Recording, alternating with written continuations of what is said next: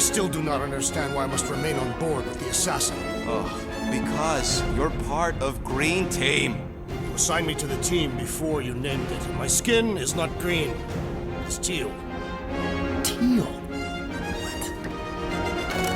What? Listen, if we want to trick the monster into going inside that mining rig, we need to place thumpers on both sides. 2 sides, 2 teams. And too close to the drop site. Ground's too unstable to land a ship, so you'll need to jump. That's our cue. Let's go, group. Don't worry! Once the thumpers are placed, we'll meet in the middle and we'll capture the monster. Together. Very well.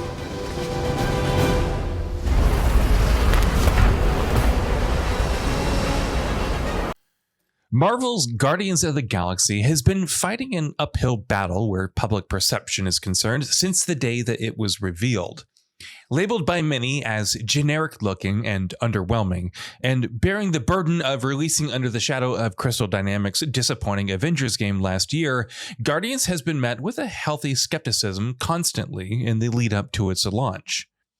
As a single-player, story-driven action-adventure title, though, it is singularly focused on a cohesive vision, and though none of what it does is particularly special or spectacular, the sum of the parts here is a solid, enjoyable game that nails the source material's vibe almost perfectly.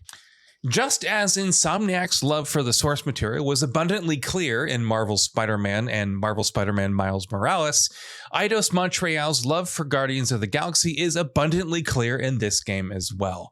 From the portrayal of the characters and their relationships to the character-driven nature of the story, from the endearing and generally amusing writing to even the excellent soundtrack bringing with classic 80s rock songs, this game has a perfect understanding of what the Guardians of the Galaxy property is all about.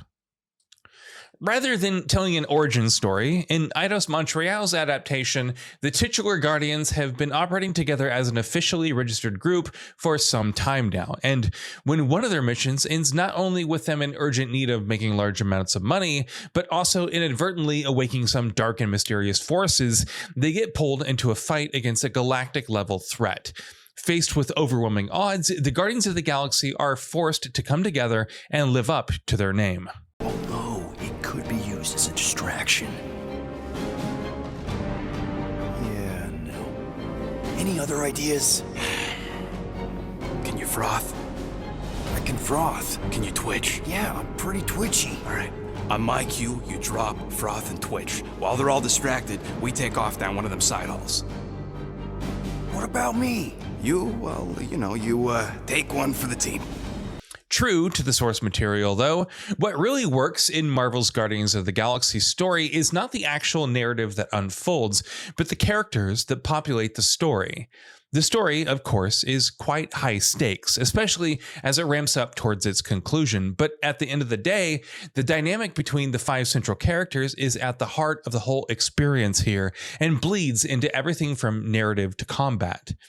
Getting that dynamic right and convincingly selling players on the relationships between these characters was crucial for this game, and it succeeds resoundingly on this front.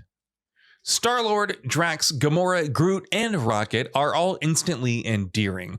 Comparisons with the MCU versions of these characters will be inevitable, of course, but even on its own merits, the game establishes these characters, their pasts, and their relationships with each other perfectly.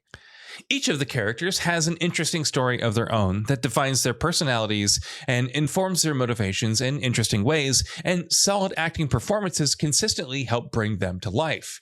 It also helps that the Guardians have already been together for a while in Eidos Montreal's universe, and major large-scale events, such as galaxy-spanning wars, are already years in the past, so coming into the story with fresh eyes and learning more about these events and what impact they had on the characters that you meet pulls you into that world that much more.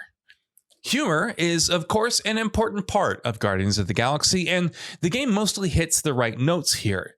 There are a few bits and jokes that maybe fall a little flat, and sometimes the characters can be a little too chatty, which makes some of their quips come across as unnecessary, but by and large, it's always fun to watch these characters interact, whether that's in casual conversations where they joke around and get into silly arguments, or more significant story beats where their personalities can clash in genuinely fascinating ways. Something else that has an important role to play in the story here is player choice.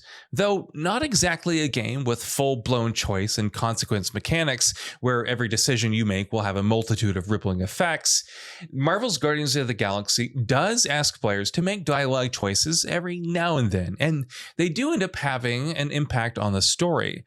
It's not something that you'll be doing constantly, and the decisions you make tend to be very small scale, but they work out rather well.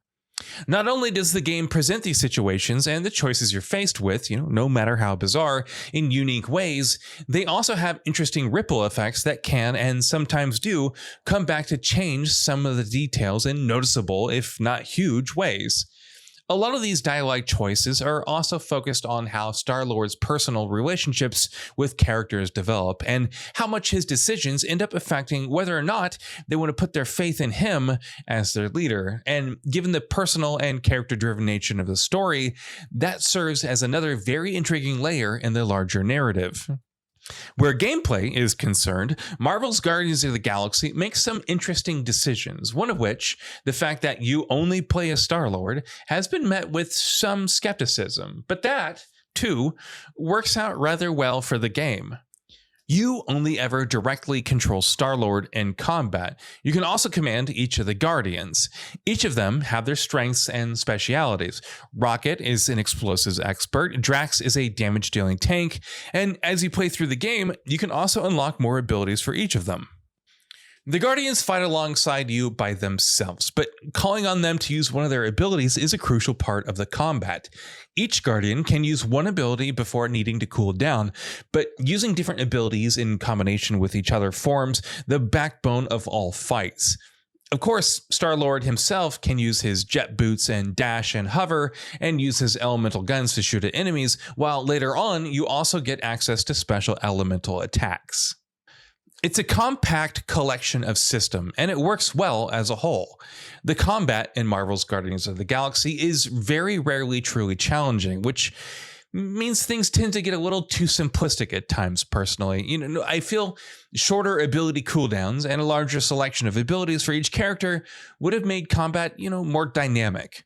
Even so, I was never not having fun on at least a fundamental level in the Guardians combat, and though the game was very rarely truly challenging, it was at least always on a level that demanded engagement. Outside of combat, Marvel's Guardians of the Galaxy is something of a rarity in today's day and age. Owing to its laser-sharp focus on telling a compact, character-driven story, the game is blessedly focused and linear experience. Following a chapter-based structure, Guardians guides you from one story beat to the next, each one taking you to a new environment that you progress through in a linear fashion. There's some light exploring involved, but with small branching paths or secrets leading to rewards such as skins, components for crafting upgrades, special items that unlock unique conversations with the Guardians, and more. None of it's too expansive, but there's just enough here to make what little room for exploration there is in the game as enjoyable as it can be.